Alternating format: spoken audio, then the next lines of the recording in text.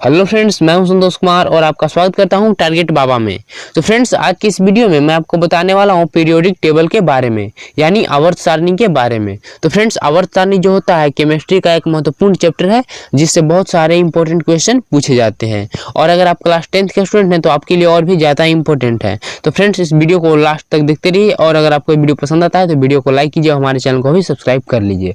तो friends, video को start करते हैं।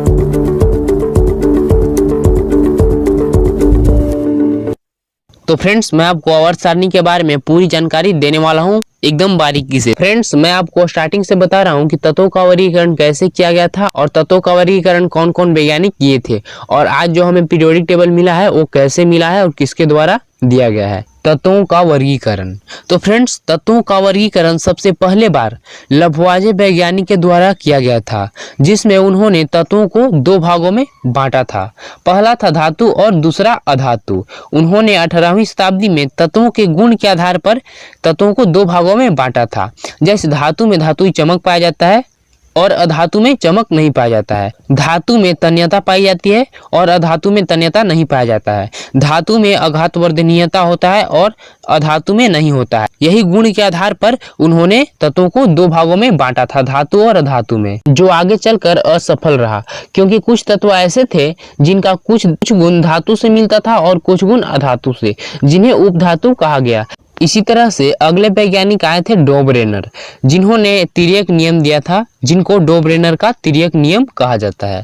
फ्रेंड्स, उन्होंने 19वीं शताब्दी के प्रारंभ में इस नियम का खोज किया था, जिसमें उन्होंने बताया कि तत्वों के उनके परमाणु द्रव्यमानों के बढ़ते हुए क्रम में, यहाँ पे बढ़ते हुए क्रम में सजाने पर, जैसे मान लीजिए कि तत्व 1, 2 और 3 है और हम वहाँ पे 1 और 3 को औसत निकालते हैं, 1 और 3 का औसत, तो यहाँ पे मध्य वाले तत्वों का बराबर आ जाएगा।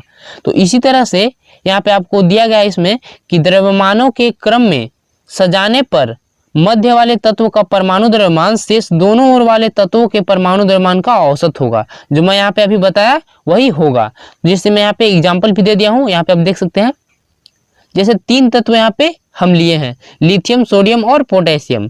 लिथियम का परमाणु द्रव्यमान 7 है, सोडियम का 23 है और पोटेशियम का 39 है।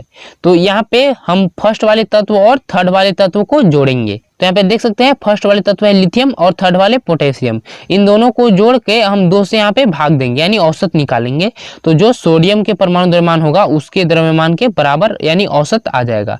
यहाँ पे आप देख सकते हैं इसका एग्जाम्पल, लिथियम का परमाणु द्रव्यमान 7 होता है और पोटेशियम का 39। इन दोनों के हम औसत निकाले, यहाँ पे 23 आया, जो सोडियम के परमाणु द्रव्यमान के बराबर आया। यही था उनका तिर्यक नियम, जिसे डोबरेनर का तिर्यक नियम कहा जाता है। जो आगे चलकर यह नियम भी फेल हो गया, क्योंकि ये जो सभी तत्वों पे लागू नहीं होता है, ये कुछ ही तत्वों पे लागू होता है। इसके बाद न्यूलैंड्स वैज्ञानिक आए, जिन्होंने अपना एक अष्टक नियम दिया, जिन्हें न्यूलैंड्स का अष्टक नियम कहा जाता है। इन्होंने इस नियम का खोज 1865 से 66 ईस्वी में किया था। इस नियम के अनुसार उन्होंने बताया कि तत्वों को उनके बढ़ते हुए परमाणु द्रव्यमान के क्रम में सजाया जाए तो किसी भी तत्व से प्रारंभ करने पर 8वां तत्व का गुण पहले तत्व के गुण के समान होता है। जैसे कि संगीत का 8वां स्वर पहले स्वर के समान होता है। न्यूलैंड्स के समय कुल 56 ही तत्व थे और उन्होंने यह भी बताया था कि प्रकृति में कुल 56 ही तत्व रहेंगे, जो आगे चलकर गलत साबित हुआ, क्योंकि अब तक लगभग 118 तत्व का आविष्कार हो चुका है। मैं आपको उनके दिए हुए नियम को एग्जाम्पल के द्वारा समझाता हूँ। यहाँ पे देख सकते हैं कि 7 स्वर है, यहाँ पे 1 2 3 4 5 6 7 स्वर यहाँ पे दिया हुआ है। और 7वां स्वर के बाद जो 8वां स्वर होता है वो फिर यहाँ से 7 से ही शुरू हो जाता है, 8वां स्वर। यानी पहले स्वर और 8वां स्वर यहाँ पे समान बता रहा है इस नियम के अनुसार।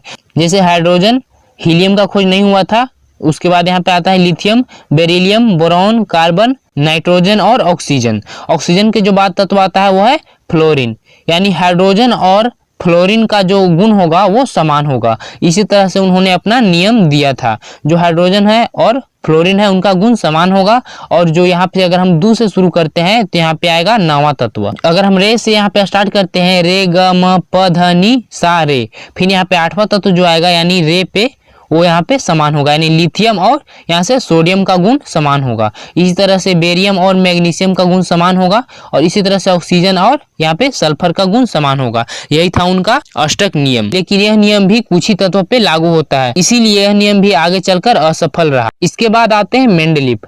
फ्रेंड्स, मेंडलीफ ने न्यूलैंड्स के अष्टक नियम से प्रेरित होकर उन्होंने एक अपना आवर्त सारणी 1869 में प्रस्तुत किया था, जिसका आज विश्व भर में मान्यता प्राप्त है। मेंडलीफ का जन्म 8 फरवरी 1934 ईस्वी को रूस में हुआ था। मेंडलीफ ने अपना एक आवर्त नियम दिया था, जिन्हें मेंडलीफ का आवर्त नियम कहा जाता है। इस नियम के अनुसार तत्वों के भौतिक व रासायनिक गुण परमाणु द्रव्यमान के आवर्त फलन होते हैं। यानी हम अगर दूसरे शब्दों में कहें, जो तत्वों के भौतिक व रासायनिक गुण होते हैं उनके परमाणु द्रव्यमान के अनुसार होते हैं। अगर हम परमाणु द्रव्यमान के बढ़ते हुए क्रम में सजाएं तो एक निश्चित संख्या के बाद तत्वों का गुण होगा से दूसरे तत्व के गुण के समान होगा। फ्रेंड्स, आगे देखते हैं। और उन्होंने अपना एक आवर्त सारणी दिया था, जिसे मेंडलीफ का आवर्त सारणी कहा जाता है। मेंडलीफ के समय कुल तत्वों की संख्या 63 था। जो इंपॉर्टेंट क्वेश्चन है फ्रेंड्स, इसे भी आप याद रखिएगा। आगे देखते हैं। मेंडलीफ के समय उत्कृष्ट गैसों जैसे हीलियम, नियोन, आर्गन, क्रिप्टन, जेनन आदि का आविष्कार नहीं हुआ था और इनके लिए वो अपने आवर्त सारणी में खाली स्थान भी छोड़ दिए थे। वो पहले ही पूर्वानुमान लगा चुके थे कि भविष्य में और भी तत्व का खोज हो जाएगा, इसीलिए वो अपने आवर्त सारणी में बहुत से खाली स्थान छोड़ दिए थे ताकि उसमें उस तत्व को रखा जा सके। मेंडलीफ ने अपने आवर्त सारणी में उदग्र स्तंभों को वर्ग कहा था और क्षैतिज कतारों को आवर्त। फ्रेंड्स, वर्ग और आवर्त में बहुत ही कंफ्यूजन होता है, इसलिए मैं आपको यहाँ पे बता देता हूँ। जो ऐसे कतारें होंगे जो ऊपर से नीचे की ओर होगा उसे वर्ग कहा जाता है, और जो कतार क्षैतिज होगा यानी दाएं से बाएं की ओर जाता होगा उन्हें आवर्त कहा जाता है। मेंडलीफ ने अपने आवर्त सारणी में कुल 63 तत्वों को रखा था, क्योंकि उस समय 63 तत्व ही खोज हुए थे, जिसमें से 8 वर्ग और 7 आवर्त था। वो अपने आवर्त सारणी में 8 वर्ग बनाए थे, यानी ऐसे ऐसे 8 था, और क्षैतिज कतारें 7 था, यानी ऐसे ऐसे 7 बॉक्स बना हुआ था। मेंडलीफ के बाद जो आवर्त सारणी बना उसे मोसले का आवर्त सारणी कहा गया, और मोसले के आवर्त सारणी को आज आधुनिक आवर्त सारणी कहा जाता है। मोसले का आवर्त सारणी के अनुसार तत्वों का भौतिक व रासायनिक गुण उनके परमाणु संख्या के आवर्त फलन होते हैं। इन्होंने जो आवर्त सारणी दिया है वह परमाणु संख्या के आधार पर है, न कि परमाणु द्रव्यमान के। और फ्रेंड्स, जो मेंडलीफ दिए थे अपना आवर्त सारणी वो परमाणु द्रव्यमान के आधार पर था, न कि परमाणु संख्या के। बिल्कुल आधुनिक आवर्त सारणी के उल्टा उन्होंने बताया था। आगे देखते हैं। वर्तमान में आधुनिक आवर्त सारणी में कुल तत्वों की संख्या 118 है, यह भी याद रखिएगा फ्रेंड्स। मोसले के आवर्त सारणी में 18 वर्ग, जिसे समूह भी कहा जाता है, 18 वर्ग और 7 आवर्त हैं। फ्रेंड्स, क्षैतिज कतारों को आवर्त कहा जाता है, यानी जो बाएं से दाएं की ओर जाता है उसे आवर्त कहा जाता है, और जो रेखा ऊपर से नीचे की ओर जाता है उसे वर्ग कहा जाता है। मैं पहले भी आपको बता चुका हूँ। फ्रेंड्स, अब मैं आपको बताता हूँ आधुनिक आवर्त सारणी के बारे में।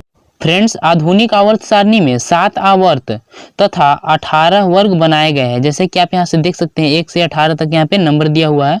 इस पूरे आवर्त सारणी को 4 ब्लॉक में बांटा गया है। वर्ग 1 और 2 को एस ब्लॉक में रखा गया है, वर्ग 13 से 18 तक के तत्वों को पी ब्लॉक में रखा गया है, और वर्ग 3 से 18 तक के तत्वों को डी ब्लॉक में रखा गया है।